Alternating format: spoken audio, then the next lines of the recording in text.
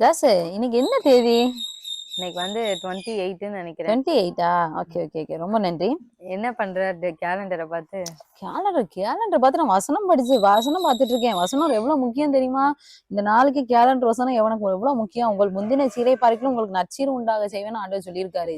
சரி, அது ரொம்ப நல்லதுதான். ஏன்னா கேலண்டர்ல வசனம் போடுறது, வசனம் படிக்கிறது எல்லாம் நல்லதுதான். ஆனா நீ ரசிக்கப்பட்ட 20-25 வருஷத்துக்கு மேல அதை இன்னும் இந்த கேலண்டர் வசனத்தை தான் நீ பார்த்துட்டு இருக்க. கேலண்டர் வசனத்தை படிக்காம இன்னைக்கு யாராச்சும் இருக்காங்களா? எவ்வளவு ஆசீர்வாதமான வருத்தமா இருக்கு. நீ வசனமா இருக்கு, நீ இப்படி சொல்ற.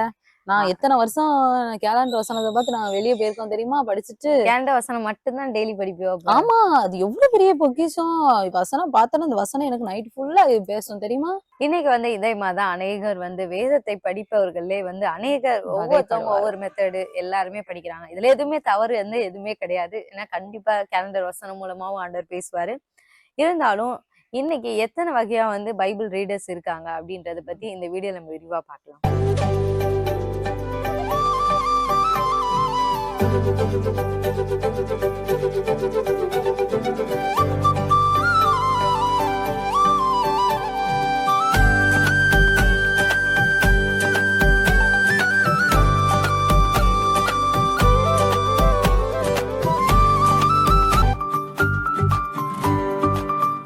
அதாவது பொதுவா பாத்தீங்க அப்படின்னா அது எல்லாத்துக்குமே ஸ்டார்டிங் ஸ்டேஜ்ன்னு இருக்கு, அதுக்கப்புறம் கொஞ்சம் வளர்றதுன்னு இருக்கு, அப்புறம் நல்லா வளருன்னு இருக்கு. இப்ப இது தப்பே கிடையாது. கேலண்டர்ல வசனம் பாக்குறது ரொம்ப தப்பே கிடையாது. ரொம்ப ரொம்ப நல்ல ஒரு விஷயம் தான். நம்ம எதுக்காக நம்ம கேலண்டர் எல்லாருக்கும் கொடுக்குறோம் அப்படின்னா, ரசிக்கப்படாதவங்க கூட அதை பார்க்கலாம், எல்லாருமே பார்க்கலாம். ஆனாலும் ஒரு ஸ்டேஜுக்கு அப்புறம் அதுக்காக எனக்கு இந்த வசனம் மட்டுமே போதும் அப்படின்னா என்ன அர்த்தம் அப்படின்னா, நல்ல பெரிய பையனா வளர்ந்து என்ன பால் புட்டியே போதும் அப்படின்னு சொல்ற மாதிரிதான் இருக்கு. அதுக்கு நம்ம பைபிள்ல இருந்து ஒரு வசனமே நாம பார்க்கலாம். எபிரேயர் 5:12 இருக்கு. காலத்தை பார்த்தால் போதகராய் இருக்க வேண்டிய உங்களுக்கு தேவனுடைய வாக்கியங்களின் மூல உபதேசங்களை மறுபடியும் உபதேசிக்க வேண்டியதா இருக்கிறது. நீங்கள் பலமான ஆகாரத்தை அல்ல பாலை உண்ணத்தக்கவர்களானீர்கள். அப்ப நீங்க யாரு இந்த மாதிரி கேலண்டர் வசனம்னா, நம்ம வீட்டுல ரசிக்கவே படாதவங்க, ஆனா ஏசப்பா மேல கொஞ்சம் ஒரு சந்தோஷம், அவர் மேல ஒரு அன்பு இருக்கும் பாத்தீங்களா, அவங்க மாதிரி இருக்கவங்க ரொம்ப அதாவது ரொம்ப அந்த பால் புட்டியில பால் குடிக்கிற ஒரு சின்ன குழந்தை மாதிரி, அவங்க ஆவிக்குரிய சின்ன குழந்தை. அவங்களுக்கே இது ஓகே. இந்த கேலண்டர் வசனம் மட்டும்தான் நான் படிப்பேன் அப்படின்னு சொல்றது ஓகே. மத்தபடி எனக்கு ரசிக்கப்பட்டு 20 வருஷம் ஆயிடுச்சு, 10 வருஷம் ஆயிடுச்சு, 5 வருஷம் ஆயிடுச்சு, 3 வருஷம் ஆயிடுச்சு அப்படின்னு சொல்றவங்களாம் நீங்க அடுத்தடுத்த லெவலுக்கு நம்ம வளரல அப்படின்னு அர்த்தம். சரி, உனக்கு தெரிஞ்ச எத்தனை விதமா மக்கள் பைபிள் எல்லாம் படிப்பாங்க, நம்மளும் எத்தனை விதமா பைபிள் படிச்சு வளர்ந்துருக்கோம் அதெல்லாம். ஆமா, அது இது. ஏன்னா சின்ன வயசுல நாங்களுமே எடுத்த உடனே பைபிள் எடுத்து உட்கார்ந்து அப்படியெல்லாம் ஃபுல்லாலாம் படிக்கல. ஏன்னா சின்ன வயசுல எப்பயுமே எங்களுடைய பேரண்ட்ஸுமே சின்ன வயசுல என்ன சொல்லுவாங்கன்னா, சங்கீதம் நீதிமொழிகள் அந்த இதை படிக்கணும். ஏன்னா காலையில சங்கீதம், நீதிமொழிகள்.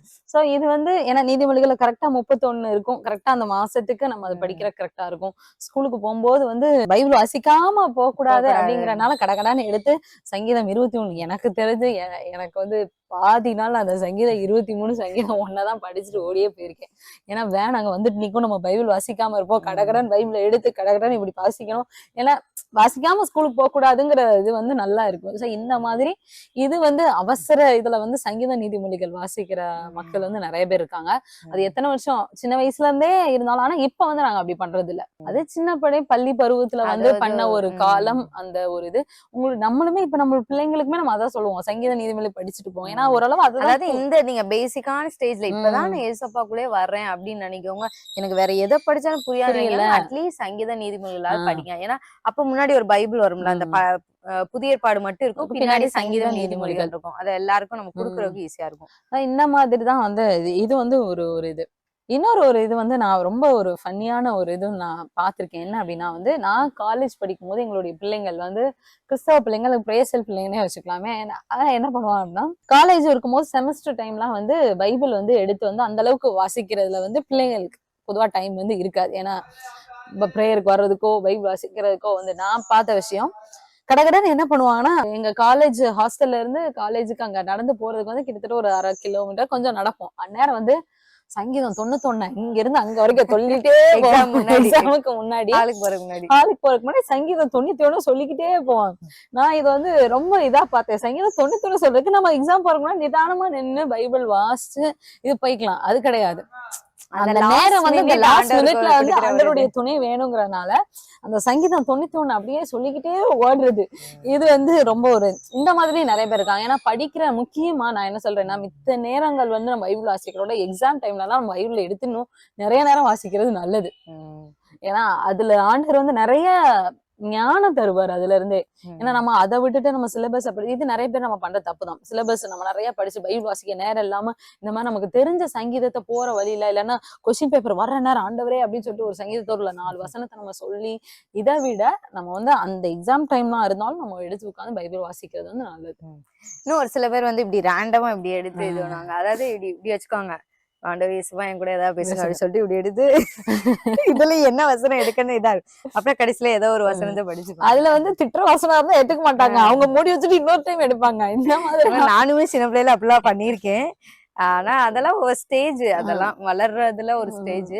ஆனா நம்ம அதுக்கடுத்து அது வந்து அது சொன்ன மாதிரி இப்ப பண்றது எதுவுமே தப்புங்கிறது வந்து கிடையாது. ஏன்னா இந்த மாதிரி ரேண்டமா எடுக்கிறதுலயுமே ஆவியானவர் வந்து நிறைய பேசுவாரு. அதுலயுமே பேசியிருக்காரு. பேசல அப்படிலாம் சொல்ல முடியாது, அதுலயுமே ஆண்டா பேசிருக்காரு. ஆனா அதே என் கிறிஸ்தவ வாழ்க்கை முழுசா நான் இப்படி ரேண்டமா இப்படி எடுத்தே படிப்பேன் அப்படின்னு ரேண்டமா எடுத்த மூலியமா தான் என் ஆண்டவர் பேசுவாருங்கிற ஒரு தாட் வந்து நமக்கு இருக்க வேண்டாம். அப்புறம் ஒரு சில பேர் எப்படின்னா ஆதியாமத்துல இருந்து இந்த வெளிப்படுத்தல் வரைக்கும் நான் கவர் பண்ணிடும், அது மட்டும் தான் அவங்க மைண்ட்ல இருக்கும். நிதானமா படிக்கிறது அந்த மாதிரிலாம் இருக்காது. நான் வந்து இந்த வருஷத்துக்குள்ள இதை முடிக்கணும், இல்லன்னா இந்த இதுக்குள்ள நாங்களே வந்து ஷார்ட் எல்லாம் போட்டு கொடுத்துருக்கோம். நம்மளுடைய சேனல்லே இருக்கும் 3 மாசம், அப்புறம் 12 நாளுக்குள்ள முடிக்கிறது, 6 மாசத்துல முடிக்கிறது, அதெல்லாம் இருக்கும். நீங்க அதை பாருங்க. ஏன்னா அதெல்லாம் வந்து ஒரு கோல் நீங்க செட் பண்ணி ஓகே நம்ம பைபிள் நம்ம இது வரைக்கும் நீங்க ஒரு டைம் கூட நீங்க பைபிள் வாசிக்காதவங்க, முழுசா வாசிக்காதவங்க அந்த மாதிரி இருந்தீங்கன்னா நீங்க தாராளமா வந்து அந்த மாதிரி ஒரு கோல் நீங்க செட் பண்ணி இது பண்ணிக்கலாம். ஆனா இது மட்டும் தான் வருஷம் நான் பைபிள் ரீட் பண்றதுக்கும் பைபிள் வாசிக்கிறதுக்கும் பைபிள அண்டர்ஸ்டாண்ட் பண்றதுக்கும் நிறைய வித்தியாசங்கள் இருக்கு. அதையுமே நம்ம சேனல்ல வந்து நாங்க நிறைய சொல்லிருவோம். அதனால நீங்க ஒருவேளை நீங்க பாக்கலாம்னா நீங்க அந்த வீடியோஸ்மே நீங்க போய் பாருங்க. பைபிள் எல்லாம் தியானிக்கிறது எப்படி இது பண்றதுன்றத நீங்க பாருங்க. அவங்க ஒரு கேட்டகரி, இன்னொருத்தவங்க ஒரு கேட்டகரி இருக்காங்க. எப்படின்னா வெறும் கதைகள் மட்டுமே படிப்பாங்க. இது எனக்கு சின்ன வயசுல நானும் பண்ணிருக்கேன். ஏன்னா வந்து சின்ன தீர்க்கதரிசி பெரிய தீர்க்கதரிசி எல்லாம் வந்து ரொம்ப விட்டுருவோம். பவுலுடைய உபதேசங்கள் எல்லாம் விட்டுருவோம். இந்த மத்திய மார்க்குகளுக்கு இதெல்லாம் வந்து நல்ல அந்த சுவிசேஷங்கள் புதிய பாதை எடுத்துட்டோம்னா மேக்சிமம் அந்த சுவிசேஷங்களோட அந்த சுவிசேஷங்களோட அப்போஸ்தலர் வரைக்கும் கூட படிச்சிருவோம். ஆனா ரோமர் தாண்டி வந்து அங்க போகாது, அது பின்னாடியே போகாது. அப்புறம் இங்கிட்ட வந்துட்டோம் அப்படின்னா அந்த ரூத், நியாயாதிபதிகள் இந்த மாதிரி எஸ்தர், ஆதியாமா படிப்போம். யாத்ராமம் வந்து யாத்ராவுமே கொஞ்சம் நேரம் படிப்போம். லேவியராவும் சுத்தம் படிக்க மாட்டேன், என்னாம சுத்தம். அடுத்து உபாவம் படிக்கலாம், யோசுவா படிப்போம். அப்புறம் நியாயாதிபதிகள் ரூத் இது படிக்கலாம், ராஜாக்கள். ஆனா நாலாகமம் படிக்கிறது வந்து நின்றும். இந்த மாதிரி வந்து தானியல்ல பாதி அதிகாரம். ஆமா, தானியம் அந்த ஃபர்ஸ்ட் 6 இதெல்லாம் வந்து நீங்க ஸ்டார்டிங் ஸ்டேஜ்ல இப்பதான் கிறிஸ்தவ நீங்க ஏத்துக்கொண்டீங்க அப்படின்னா முக்கியமா வந்து நம்ம எடுத்த அந்த தீர்க்கதரிசிகள் புத்தகத்தை படிக்கிறது வந்து சுத்தமா புரியாது. எங்களுடைய சேனல்ல நீங்க அந்த ஓல்டஸ்ட்னு இருக்கும் பாத்தீங்களா, அதுல போய் பாத்தீங்கன்னா பைபிள் வாசிக்க தொடங்குவது எப்படி, அதாவது ஸ்டார்டிங் நான் இப்பதான் எனக்கு இப்ப இப்படி பைபிள் குடுக்குறாங்க எனக்கு ஒன்னும் தெரியாது அப்படின்னு நினைக்கிறவங்க பண்ற காரியங்கள். ஆனா நம்மளே வந்து வளர்ந்தும் இன்னும் வந்து எனக்கு பைபிள்ல இந்த கதைகள் படிக்கதான் எனக்கு இன்ட்ரெஸ்ட் இருக்கு, இது மட்டும்தான் நான் படிப்பேன் அப்படின்னு நம்ம படிக்க வேண்டாம். ஏன்னா வளர்ந்தாச்சு, இன்னும் 2 வருஷம் ஆயிடுச்சு, 3 வருஷம் ஆயிடுச்சு, 5 வருஷம் ஆயிடுச்சு, 10 வருஷம் ஆயிடுச்சு, 20 வருஷமே ஆனாலும் இன்னும் வந்து அந்த லேபியாராமம், அந்த பழைய சின்ன தீர்க்கதரிசி பெரிய தீர்க்கதரிசி புத்தகங்கள், வெளிப்படுத்தல், அப்போஸ்தலனாகிய பவுல் எழுதின நிருபங்கள் எல்லாம் ஏசாயா, இது எல்லாமே நமக்கு ரொம்பவே யூஸ்ஃபுல். அதெல்லாம் நம்ம வந்து இன்னுமே படிக்கல அப்படின்னா நம்ம வந்து அதுல போக்கஸ் பண்றது ரொம்ப நல்லது. அந்த வசனத்து கீழே இருக்கு பாருங்களேன், எபிரேயர் 5:13-14 இருக்கு. பால் உண்கிறவன் குழந்தையா இருக்கிறபடினாலே நீதியின் வசனத்தில் பழக்கம் இல்லாதவனா இருக்கிறான். அதாவது சின்ன குழந்தைகள் வந்து பாலே குடிச்சிட்டு இருக்கனால அவங்களுக்கு ரொம்ப எக்ஸ்பீரியன்ஸ் இருக்காது, மெச்சூரிட்டி இருக்காது, அவ்வளவுதான் குழந்தையாதான் இருப்பாங்க. ஆனா பலமான ஆகாரமானது, அதாவது நம்ம எப்படி பெரிய ஆட்களானா நல்லா சாப்பிடணும்னு நினைப்போம், நிறைய நல்லா இதா சாப்பிடணும். பலமான ஆகாரமானது நன்மை தீமை என்று பயிற்சினால் பகுத்தறியத்தக்கதாக முயற்சி செய்யும் ஞானேந்திரியவர்களுடைய பூரண வயதுள்ளவர்களுக்கே தகும். அதாவது நல்ல ஒரு மெச்சூரிட்டி பீப்புளுக்கு தான் அடுத்து பலமான ஆகாரத்தை கொடுப்பாங்க அப்படின்னு. இப்ப நம்மளும் ஆவிக்குரியத்துல இந்த வருஷம் 2025 நான் போன வருஷம் பைபிள் வாசிச்சதை விட இன்னும் ஒரு அதிகப்படியான ஒரு அப்கிரேட் எனக்கே வரணும், அடுத்த லெவல்ல நான் வாசிக்கணும் அப்படின்றது வந்து வரணும். எனக்கு ரொம்ப ரொம்ப பிடிச்ச ஒரு மெத்தட் என்னன்னா, நான் இப்படியே படிச்சுட்டே இருப்பேன். அப்ப வந்து ஆண்டவர் வந்து ஏதாவது ஒரு மெடிடேட் பண்ண சொல்லுவார். அந்த ஒரு வசன ஆண்டவர் அன்னைக்கு தியானிக்கிறது. ஏன்னா ஏற்கனவே வசந்து கர்த்தருடைய வேதத்தில் பிரியமா இருந்து இரவும் பகலும் அவருடைய வேதத்தில் தியானமா இருக்கிற மனுஷன் பாக்கியம். அதாவது இரவும் பகலும் தேவனுடைய வேதத்தை படிக்கிற மனுஷன் எங்கேயும் சொல்லல. அதாவது இப்பயே நம்ம 24 பைபிளை தூக்கிட்டு போக முடியாது. ஆனா வேத்து தியானமா நம்மளால இருக்க முடியும். அதாவது மைண்ட்ல நம்மளால யோசிச்சுட்டே இருக்க முடியும். இன்னைக்கு ஆண்டவர் வந்து இந்த வசனத்தை எனக்கு சொல்லியிருக்காரு, நான் வந்து இதுக்கு நான் வந்து அப்படியே ஆசை போட்டுட்டே இருப்பேன். அந்த அந்த மெடிடேஷன் அதுலயும் இன்னொரு நல்ல ஒரு மெத்தட் என்னன்னா, டைரி எடுத்துட்டு உட்கார்ந்து ஒரு டைம் அந்த வசனத்தை எழுதிட்டோம் அப்படின்னா கண்டிப்பா நம்ம மனசுல வந்து இருதயத்துல ஆண்டவர் சொல்ல இருதயத்துல எழுதணும் அப்படின்னு சொல்லிட்டு அந்த மாதிரி இருதயத்துல வந்து நமக்கு நல்லா பதிஞ்சிரும். இல்ல எனக்கு டைரி எழுதலாம் பிடிக்காது சிஸ்டர் அப்படின்னு நினைக்கிறாங்க, ஒரு 5 டைம்ஸ் நீங்க அந்த வசனத்தை அப்படியே சொல்லிட்டே இருந்தீங்கன்னா, ஏன்னா ஒரு சில பேருக்கு இப்ப 2வது மாசம் ஆயிருக்கு, இந்த வருஷத்துடைய வாக்குதத்தை ஆண்டவர் உங்களுக்கு என்ன கொடுத்தாருன்னா அப்படின்னாலே தெரியல. இப்ப இந்த வீடியோ பாக்குற நீங்க டக்குன்னு உங்க ஞாபகம் வந்துச்சுன்னா டக்குன்னு நீங்க கமெண்ட்ஸ்ல உண்மையா எழுதணும், யோசிச்சு பார்த்து எழுதக்கூடாது. டக்குன்னு உங்க ஞாபகம் வந்துச்சுன்னா எழுதணும். உங்க சபையுடைய வாக்குத்தத்தை எழுதுங்க, உங்க பர்சனல் வாக்குத்தத்தை எழுதுங்க. இப்ப என்னுடைய வாக்குத்தத்தம் பாத்தீங்கன்னா, அவர் உன் அப்பத்தையும் தண்ணீரையும் ஆசீர்வதிப்பார். என்னுடைய வந்து உன் சந்ததியை பெருக பண்ணுவேன். உண்மையாமே அதன்படி ஆசீர்வாதத்தை வந்து எனக்கு வந்து இந்த ஜனவரி மாசத்துல 7ஆம் தேதி ஆண்டவர் வந்து அந்த பிள்ளை வந்து எனக்கு கொடுத்திருக்காரு. அதனால எங்க சபையுடைய வாக்குத்தத்தம் என்னன்னா, நீ அதிசயங்களே காணப்படுங்க. அந்த மாதிரி உங்களுக்கு டக்குன்னு, ஏன்னா அப்பனாதான் நீங்க அசை போடுறீங்கன்னு அர்த்தம். இது ஒரு மெத்தட். ஏன் அப்படி சொல்றோம்னா, இப்போ உங்களுக்கு ஒரு சந்தேகம் இருக்கும், அப்போ நான் தியானிக்கும் போது இதெல்லாம் பண்ணும்போது இந்த கதைகள் இந்த மாதிரி இருக்கெல்லாம் நாங்க படிக்க கூடாதா, அப்ப இந்த தீர்க்கதரிசிகள் இந்த மாதிரி புக்காங்க வளர்ந்துட்டோம் அப்படின்னா அதை தான் படிக்கணுமானா கண்டிப்பா கிடையாது. ஏன்னா பைபிள்ல இருக்கிறதுல வந்து நம்ம ஒவ்வொரு டைம் வாசிக்கும் போது ஒவ்வொரு விளக்கங்கள் வந்து நமக்கு கொடுக்கும், ஒவ்வொரு ரெவலேஷன் பசுத்த ஆவியானவர் வந்து வெளிப்படுத்துவார். ஏன்னா அவர் தான் வந்து இந்த பைபிள ஆத்தர். அவர் துணையோட நம்ம உட்கார்ந்து படிக்கும் போது ஒவ்வொரு டைம் படிக்கும் போதும் ஒரே சின்ன விஷயம் தான், நம்ம வந்து ஒரு விஷயம் இருக்கு, அந்த விஷயத்த வந்து சின்ன பிள்ளைகிட்ட நம்ம சொல்றதுக்கும் அதே விஷயத்த பெரியவங்ககிட்ட நம்ம சொல்றதுக்கும் வித்தியாசம் இருக்கு. அதே விஷயம் தான் சின்ன பிள்ளை புரிஞ்சுக்கிற தன்மை ஒரு மாதிரி இருக்கும், பெரியவங்க புரிஞ்சுக்கிற தன்மை இருக்கும். அதே மாதிரிதான் ஆவியானவர் வந்து நம்ம பேசிக்கா இருக்கும்போது நமக்கு புரிஞ்சுக்கிறதுக்கு ஒரு லகுவா நமக்கு வந்து சொல்லி தருவாரு.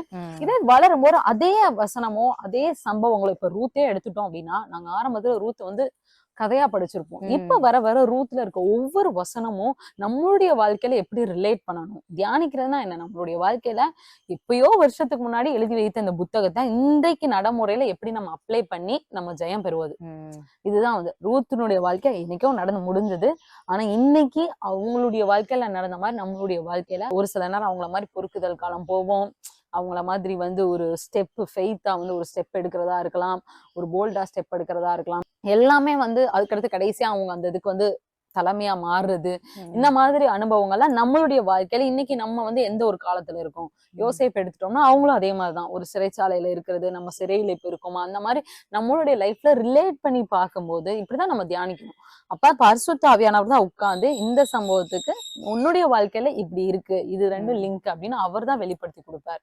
அதனாலதான் வந்து நாங்க தியானிக்கணும், படிக்கிறதையும் தாண்டி தியானிக்கணும் அப்படிங்கறத சொல்றோம். அதான் அது மூலமா தான் நமக்கு ரெவலேஷன் வந்து வரும், வெளிப்பாடு வந்து வரும். இந்த இப்போதைக்கு இந்த இவ சொன்ன மாதிரி அதான் நம்ம லைஃபுக்கு, அதாவது ஒரு முறையில ஆண்டவர் வந்து ரொம்ப திட்டவட்டமா பேசினார் நிறைய. இதை நாங்க சொன்னோம்னா இந்த 1 மணி நேரம் கூட பத்தாது, அந்த அளவுக்கு நாங்க வந்து சொல்லுவோம். ஒரு சில நேரம் நம்ம போலாமா வேண்டாமான்னு யோசிச்சுட்டு இருப்போம், அதுக்கேற்ற மாதிரி வார்த்தைகளை கொடுப்பாரு.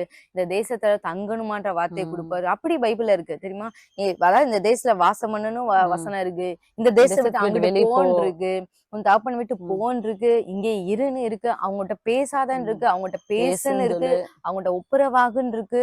அதான் எல்லா வகையான சொல்யூஷனுமே இந்த இடத்துல இருக்கு. ஒரு வேலையை விடணுமா வேண்டாமான்னு யோசிச்சுட்டு இருப்பாங்க, அவங்களுக்கு இந்த இடத்துல வார்த்தைகள் இருக்கு. அதாவது டைரக்டா ஜாஸ்மின் மகளே, இந்த நீ இதுதான் மகளே செய்யணும் அப்படின்னு சொல்லிட்டுலாம் நிறைய நேரம் நமக்கு சவுண்ட் கேட்காது. நம்ம பேசும்போது ஒரு வசனம் ஆண்டவர் ஹைலைட்டடா காமிப்பாரு, அதுல இருந்து நமக்கேற்ற ஒரு ரெவலேஷன் வரும். இப்ப அதே வசனத்தை இவ படிச்சு அவளுடைய சூழ்நிலைக்கு ஏற்ற ஆண்டவர் ஒரு வசனத்தை ஆண்டவர் வந்து கொடுப்பார். ஆனா என்னைக்குமே ஆவியானவர் வந்து ஒரு முரண்பாடான கருத்தை கொடுக்க மாட்டாரு. அதுல நீங்க நம்ம கேர்ஃபுல்லா, ரொம்ப ரொம்ப கேர்ஃபுல்லா இருக்கணும். ஆவியானவர் சொல்ற கருத்து ரெவலேஷன்றது வேற.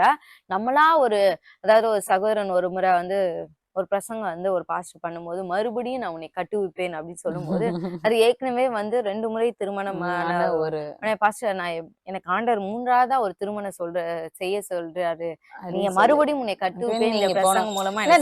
ஆச்சரியமா இருந்துச்சு. ஏன் அப்படின்னா வந்து என்ன திடீர்னு வந்து இப்படி 3ஆவது ஏற்கனவே வந்து அது கொஞ்சம் 3 அப்படிங்கும் போது வந்து இதா இருக்கேன். என்ன பிரதர்னா, இந்த வாரம் ஞாயிற்றுக்கிழமை பிரசங்கத்தை நான் கேட்டேன் பாஸ்டர், மறுபடியும் உன்னை கட்டுவேன்னு சொன்னனால நான் ஆண்டவர் வந்து என்ன உறுதிப்படுத்தியிருக்காரு, நான் கண்டிப்பா இந்த திருமணத்தை தான் நான் வந்து பண்ணுவேன் அப்படின்னு சொன்னேன். ஆனா அவர்கிட்ட அந்த பாஸ்டர் எக்ஸ்பிளைன் பண்ணி அதுக்கப்புறம் அவர் வந்து அவர் அந்த தவறு செய்தாரா என்னன்னு ம். எனக்கு கரெக்டா தெரியல. ஆனா திருப்பி ஆண்டவர் வந்து அவருடைய முதல் மனைவியே மனைவி 2வது மனைவி இறந்து போனாங்க, நோய் வந்து. திருப்பி ஆண்டவர் முதல் மனைவி அவங்களையும் ரட்சிப்புல ம். வழி நடத்தி எப்படியோ அவங்க அந்த முதல் இதுல மனைவியோட சேர்ந்துட்டாங்க. 3வது திருமணம் பண்ணல. ஆனா முதல் மனைவியோட அவங்க வந்து சேர்ற இணைந்து. மாரி ஆண்டவர் பண்ணிட்டாரு. அப்ப இவருடைய தாட் வந்து ம். அதாவது நம்மளுக்கு நம்மளே அர்த்தத்த புரிஞ்சுக்கிட்டே இப்படிதான் நமக்கு ம். சொந்த மாம்சத்துல அப்படி இருக்கக்கூடாது. ஆவியானவரே இந்த ஏன்னா வசனம் வந்து எல்லாருமே பரிசுத்த ஆவியினால் ஏவப்பட்டு இத எழுதியிருக்காங்க. ம். இப்ப ஆவியானவர் தான் இதனுடைய ஆத்தர். ஆத்தர். ஒரிஜினல் ஆத்தர் வந்து ஆவியானவர். இப்ப ஆவியானவர நம்ம ஒரிஜினல் ஆத்தரே நம்ம ம். பக்கத்துல உட்கார வச்சு கொள்ளும்போது நமக்கு வந்து எவ்வளவு தேவையான சந்தேகங்கள் இருந்தாலும் சரி, என்ன ம் ஒரு சூழ்நிலை நம்ம போயிட்டு இருந்தாலும், அவங்க நமக்கு வந்து எக்ஸ்பிளைன் பண்ணுவாங்க. அதனாலதான் பைபிள வந்து ஆவியானவர் துணையோட துணையோட படிக்கணும். படிக்கணும். பிரேயர் பைபிள் வாசிக்கிறதுக்கு முன்னாடி ஆவியானவரே நீங்க வாங்க. எனக்கு ம். நெறைய தெரியாம இருக்கு. நீங்க எனக்கு விளக்கி தாங்க. இந்த சூழ்நிலையில நான் இப்ப போயிட்டு இருக்கேன். எனக்கு என்ன படிக்கணும்னு எனக்கு தெரியல. இல்ல ம். நான் படிக்கிறதுல நீங்க எனக்கு சொல்லி தாங்க. இந்த மாரி ஏன் நான் வந்து சில பிற மதத்தினர்லாம் நம்மள குற்றப்படுத்துறதுக்கு ஒரு சில பேர் ஏன்னா, அவங்க வந்து சும்மா இத ஒரு புக்கா படிப்பாங்க. ம். அப்ப ஆவியானுடைய துணையே இல்லாம ரெவலேஷனே எல்லாம் படிப்பாங்க. ம். அப்பதான் அவங்களுக்கு வந்து இது என்ன பைபிள் இப்படி இருக்கு, ம். இது என்ன அப்படி இருக்கு அப்படின்னு சொல்லுவாங்க. ஆனா அது உண்மையான ரெவலேஷன் ம். ஆவியானவர் நம்ம குடுத்தாதான், ஓ இது இப்படிதான் அந்த இடத்துல நம்ம சொல்ல வர்றாரா ஆண்டவரு. ம். ஏன்னா ஆண்டவர் கூட சொல்லுவாரு, ஏசப்பா கூட இந்த ஆலயத்த இடிச்சு போடுங்க நான் 3 நாள்ல ம். எழுப்புவேன். ஆக்சுவலி அவர் சொன்னதுடைய மீனிங் என்னன்னா, என் சரீரத்த நீங்க சரீரமாலையா? கொல்லும்போது நான் 3ஆவது நாள் எந்திரிப்பேனாரு. இப்படிதான் ஆண்டவர் ம். வந்து அப்ப அந்த ரெவலேஷன் அவங்களுக்கு புரியல. ம். அப்பதான் அவங்க வந்து சொன்னது. இத கட்ட எத்தன எத்தன வருஷம் ஆச்சு. வருஷம் இவர் ஆச்சு. வந்து சொல்றாரு ம். 3 நாள்ல இடிச்சுருவாராம் அப்படின்னு. அப்ப நம்மளுக்கு தேவன் ஒரு வார்த்தை தரும்போது, ஆண்டவரே, ஆவியானவரே இத கொண்டு என் வாழ்க்கையில என்ன செய்ய போறீங்க? ம். இந்த வசனத்துடைய அர்த்தம் என்ன? ரெவலேஷன் என்ன? வெளிப்பாடு என்ன? அந்த வெளிப்பாட நம்ம பெற்றுக்கொள்ளும்போது தான் நம்ம ஒரு முதிர்ச்சியான அனுபவத்துக்கு வந்துட்டோம். ம். அதாவது பலமான ஆகாரம். நல்ல ஒரு சாலிட் ஃபுட் நம்ம சாப்பிடுறதுக்கு நல்ல ஒரு ஒரு பிரியாணி சாப்பிட்டோம்னா நமக்கு எவ்வளவு ஒரு சந்தோஷம். அந்த மாரி ஒரு சந்தோஷத்த வந்து ஆண்டவர் வந்து நமக்கு வந்து தருவார். இந்த வீடியோ உங்களுக்கு பிரயோஜனமா இருந்திருக்கும் அப்ப நாங்க விசுவாசிக்கிறோம். இது வந்து ஒரு பேசிக்கான ஒரு வீடியோவா இருந்தாலும், இது வந்து ஒரு சத்தியம் நிறைந்ததான ஒரு வீடியோ ம். நான் நினைக்கிறேன். ஏன் அப்படின்னா நம்ம சேனல்ல வந்து நெறைய வீடியோஸ் நம்ம இந்த மாரி போட்டிருக்கோம். பைபிள் ரிலேட்டடாவே பிளேலிஸ்ட்லாம் இருக்கு. நீங்க பார்க்கல அப்படின்னா நீங்க பாருங்க. ஒன்னொன்னா எப்படி எப்படி வாசிக்கணுங்கிறத எக்ஸ்பிளைன் பண்ணியிருக்கோம். ஒருவேளை நாங்க இப்ப சொன்னதான கேட்டகரியில நீங்க ம். ஏதாவது ஒண்ணு கேஷுவலா நீங்க தவறுகள் ம். நம்ம ஒரு சில நேரம் வந்து இது வந்து படிக்கிறோம்ல அப்படின்னு நம்ம யதார்த்தமா நினைப்போம். ஆனா வந்து ஆண்டவருடைய பார்வையில வந்து இன்னும் நம்ம வளர்றதுக்கு வந்து ஒரு ம். ஒரு ஆண்டவருடைய பார்வையில வந்து கொஞ்சம் நம்ம பேக் அடிச்சு இன்னும் குழந்தையாவே இருக்க மாதிரியே நமக்கு இருக்கும். அதனால நம்ம ஒவ்வொரு வருடமும் வளரணும். இந்த வருடமும் ஒருவேளை நீங்க இந்த வருடத்தை பைபிள் ரீட் பண்ணி முடிச்சிட்டீங்கன்னா, இந்த வருடத்தை தியானிக்க நீங்க ஸ்டார்ட் பண்ணுங்க. ம். ஆவியானவர் உதவியோட நிச்சயமா ஆவியானவர் வந்து உங்களுக்கு துணை செய்வார். நாங்க இந்த அப்படியே சொன்ன மாதிரி கமெண்ட் செக்ஷன்ல டக்குன்னு நீங்க வந்து உங்களுடைய இந்த வருட வாக்குத்தத்தையும் சபை வாக்குத்தத்தையும் யோசிக்காம நீங்க வந்து டக்குன்னு எழுதணும். நிச்சயமா வந்து கர்த்தர் உங்களை ஆசீர்வதிப்பார். மீண்டும் உங்களை அடுத்த ஒரு வீடியோல சந்திக்கிறோம். கர்த்தர் உங்களை ஆசீர்வதிப்பாராக.